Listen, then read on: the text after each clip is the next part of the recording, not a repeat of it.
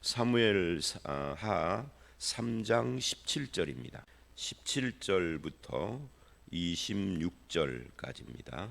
사실은 이 말씀이 39절까지 3장 끝까지가 한 문단이라고 할 수 있어요. 그래서 오늘 말씀은 17절로 21절, 22절로 39절 이렇게 크게 문단을 나눌 수가 있습니다. 먼저 17절로 21절을 보면 이제 아브넬이 이스보셋을 버리고 장로들을 설득하기 시작하는 그런 말씀으로부터 시작을 합니다. 그래서 이스라엘 장로들에게 이렇게 말을 하죠. 너희가 여러 번 다윗을 너희 임금으로 세우기를 구하였으나 이래요. 이 아브넬의 이런 생각은 그의 삶의 모습에 그대로 반영돼서 나타나고 있죠. 아주 인간적인, 아브넬을 한마디로 말하면 굉장히 인간적이라는 말이 좋은 의미일 수도 있어요. 성경이 말하는 하나님이 창조한 인간의 모습으로 돌아간다 하면은 그건 좋은 모습이죠. 창조의 의미와 목적을 드러내는 인간이니까. 그런데 아담이 타락한 이후에 저절로 스스로 그렇게 된 사람은 없어요. 하나님의 은혜가 아니고는 불가능한 일이죠. 죄 때문에 그러는 겁니다. 그래서 여기서 말하는 아주 인간적이다라는 말은 아주 죄인적이다는 그런 말입니다. 그래서 아주 잔머리에 능해요. 그래서 이제 17절서부터 20절을 쭉 보면은 그런 모습들이 나오죠. 일단 우리는 이런 것을 봅니다. 이 아브넬은 19절 20절을 보면 베냐민 사람의 귀에 말하고 그래요. 그리고 다윗의 귀에 말하려고 헤브론으로 가니라. 그런 다음에 이제 다윗을 만나죠. 그래서 다윗이 이제 그를 위하여서 잔치를 벌이는데 이걸 보면은 아주 잔머리를 굴리는 그런 모습이죠. 그러니까 베냐민 사람과 베냐민 사람의 귀에 말했다 이 말은 오늘날로 말하면 여론을 움직였다 또는 여론을 뭐 조작까지는 뭐해도 여론에 영향을 주는 어떤 행동을 했다. 그리고는 당사자인 다윗의 귀에 말하려고. 그러니까 다윗도 그 소문을 들었을 거 아니에요. 그래서 자기가 오는 것을 다윗도 사전에 알고 준비할 수 있도록 그렇게 만들었다 하는 거예요. 그리고 21절을 보면 아브넬이 이렇게 이야기를 합니다. 다윗에게 내가 일어나 가서 온 이스라엘 무리를 내 주 왕의 앞에 모아 더불어 언약을 맺게 하고 마음에 원하시는 대로 모든 것을 다스리시게 하리이다 하니, 다윗이 이제 그 말을 뭐 좋게 여겼죠. 전쟁하지 말고 통일을 이루자 뭐 이런 이야기니까. 그래서 보내서 편안히 가게 했다 하는 이야기인데, 여기서 우리가 주목을 해야 할 것은 이 아브넬이 잔머리에도 능할 뿐만 아니라 아주 교만한 사람이다 하는 것을 이 아브넬의 말 속에서 알게 됩니다. 교만한 사람의 특징은요, 항상 내가가 나와요. 나는 내가 할 것이다, 내가 해줄 것이다, 내가 다 할 거야. 이게 이제 교만한 사람의 말의 특징입니다. 그래서 내가 가서 이스라엘 무리를 내 주 왕 앞에 모아 더불어 언약을 맺게 하고, 내가 하고죠. 길게 이야기가 돼 있지만 핵심은 내가 하겠다예요. 백성들과 언약을 맺게 하겠다 이 말은 오늘날로 말하면 뭐 투표해서 당선되게 해주겠다 하고 똑같은 말이죠.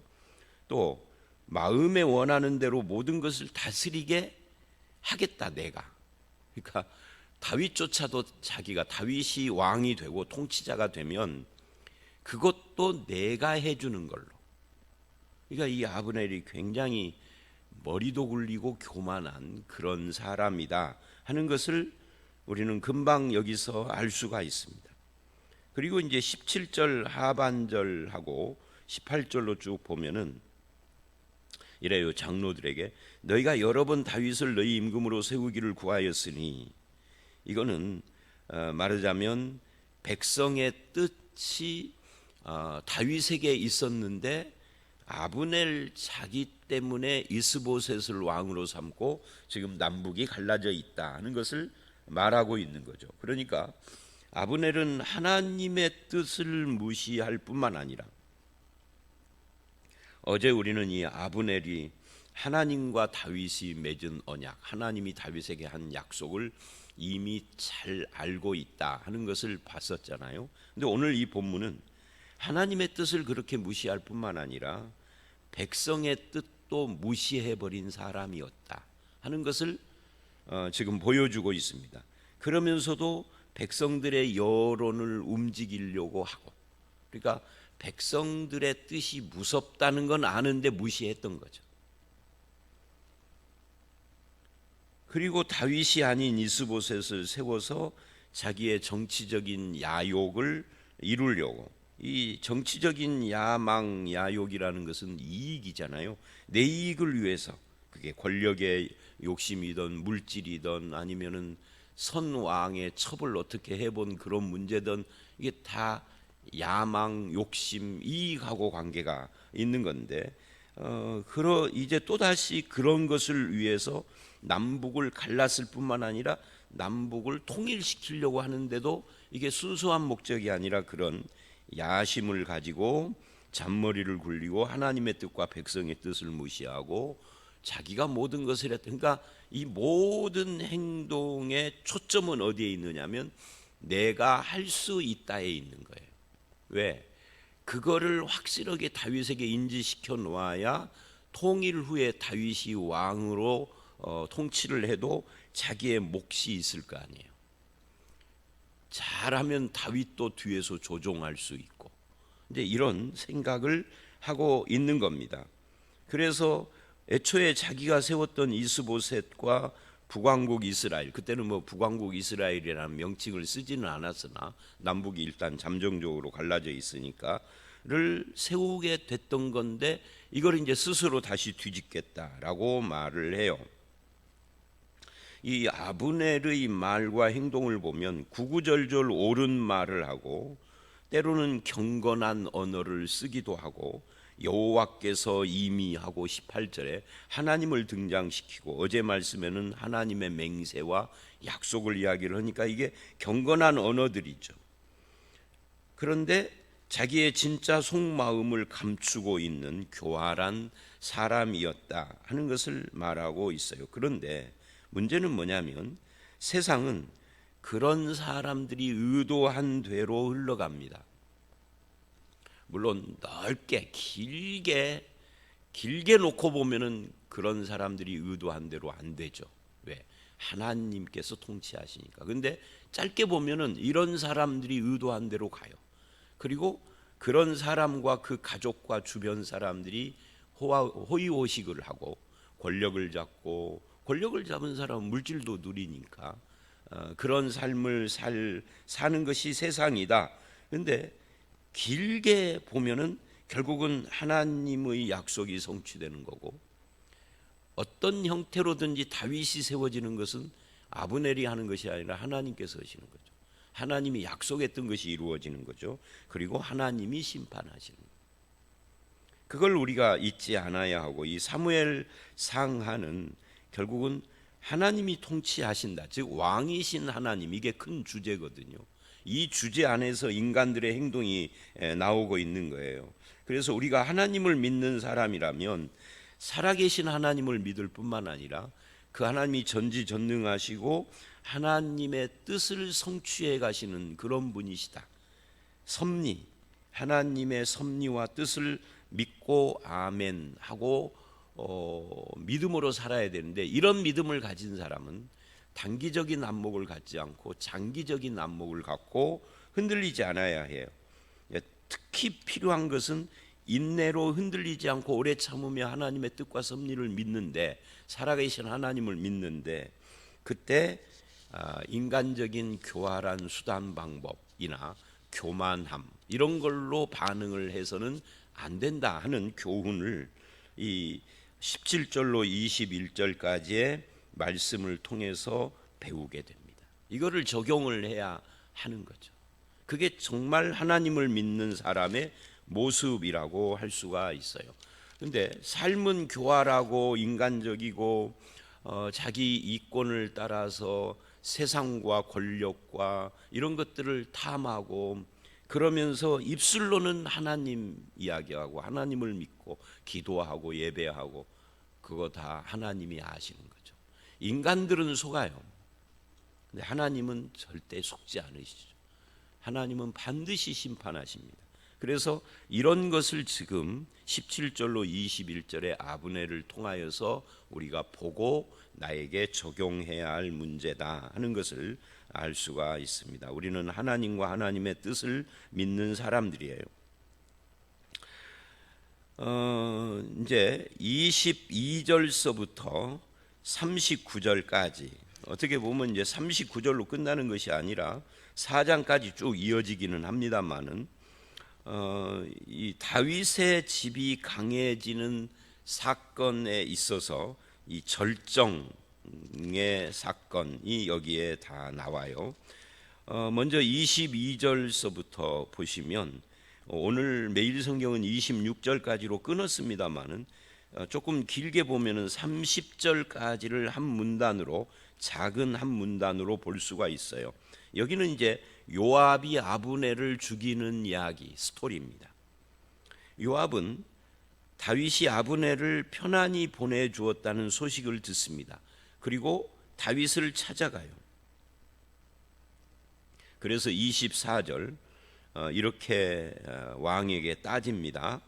왕에게 나아가 이르되 어찌하심이니까 아브넬이 왕에게 나아왔거늘 어찌하여 그를 보내서 잘 가게 하셨습니까?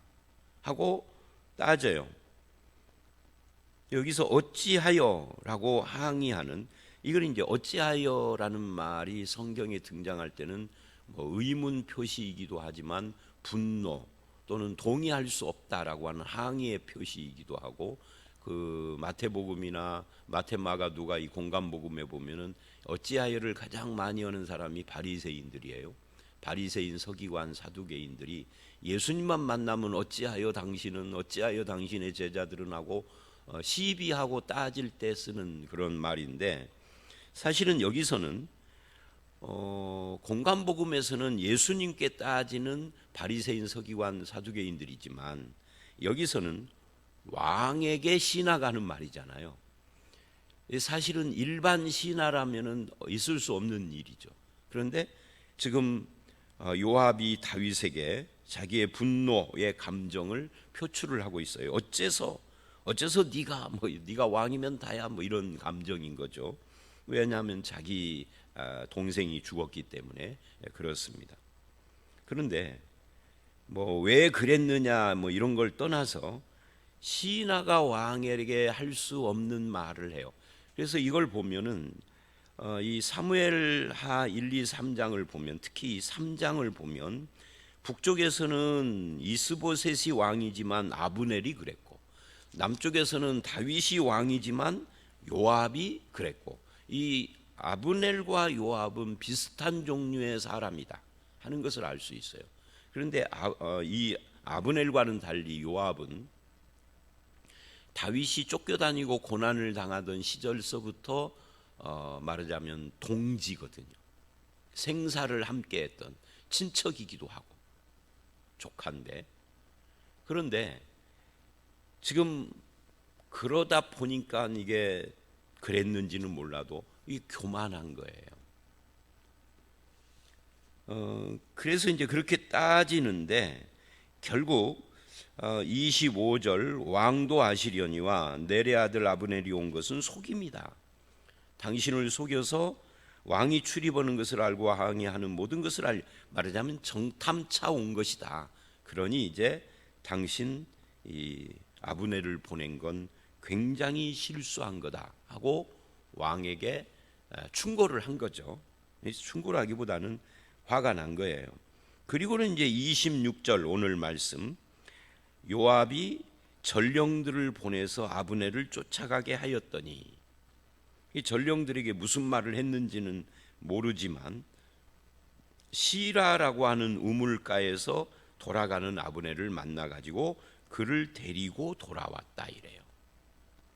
오늘 말씀은 여기서 끝나지만 내일 말씀인 27절 이하를 보면은 그렇게 데리고 와서 요압이 아브넬을 찔러 죽여요.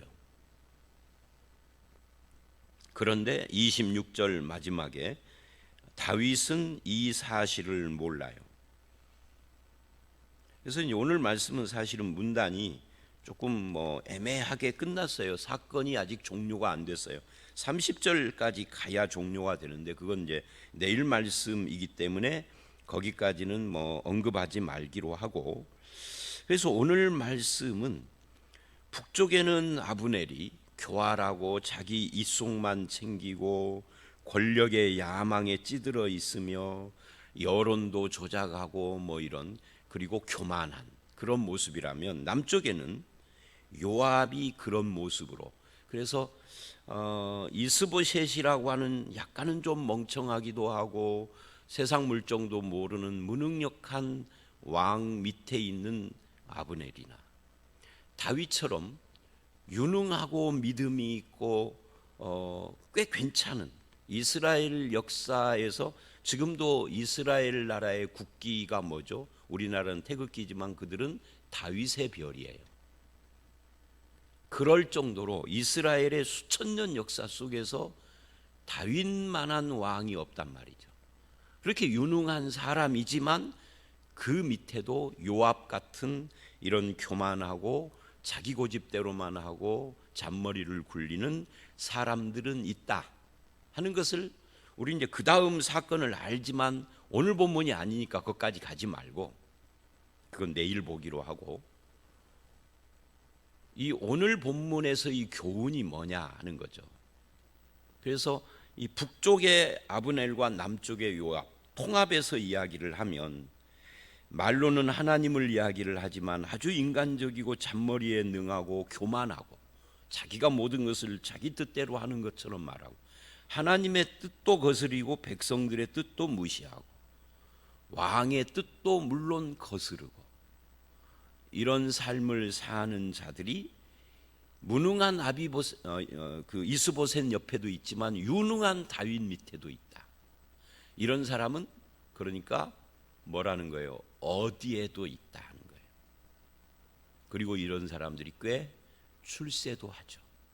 북쪽에서는 왕 바로 밑에 있었고 남쪽에서도 왕 바로 밑에 있었고, 우리나라로 말하면 경질이 불가능한 국무총리인 거죠. 우리나라의 국무총리들은 조금 하다가 잘못되면은 경질되잖아요. 그런데 이 사람들은 자기가 싫다 하기까지는 평생 제2인자로 사는 굉장히 출세한 사람들이죠. 자, 그래서 그러면 우리는 어떻게 해야 할 것이냐라고 할 때, 아까도 말한 것처럼 우리는 하나님이 살아계심을 믿어야 한다.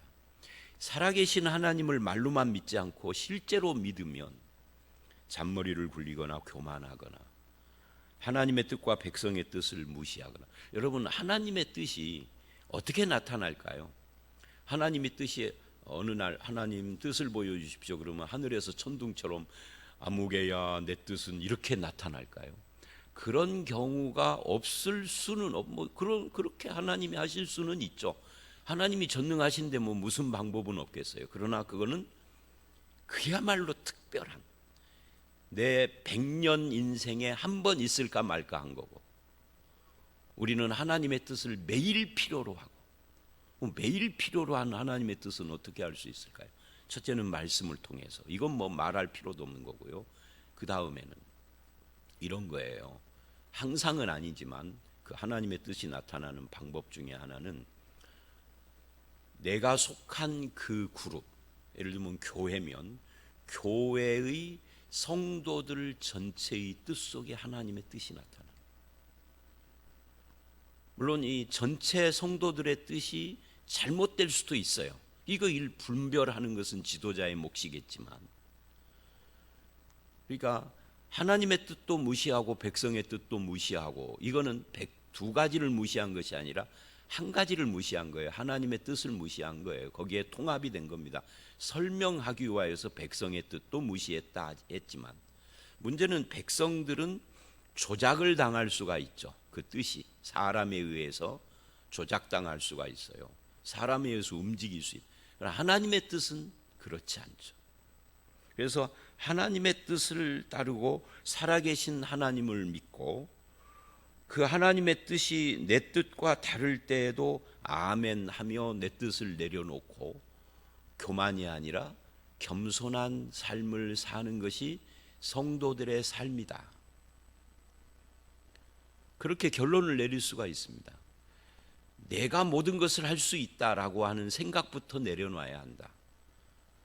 아브넬은 그런 생각에 사로잡혀 있고 요압도 그런 생각을 갖고 있겠죠. 그러니까 자기 마음대로 하려고 하는 거죠. 그래서 이런 걸 내려놓고 하나님 앞에 교만이 아니라 겸손하며 그 뜻을 따라서 살아가며 살아계신 하나님을 믿을 뿐만 아니라 두려워해야 합니다.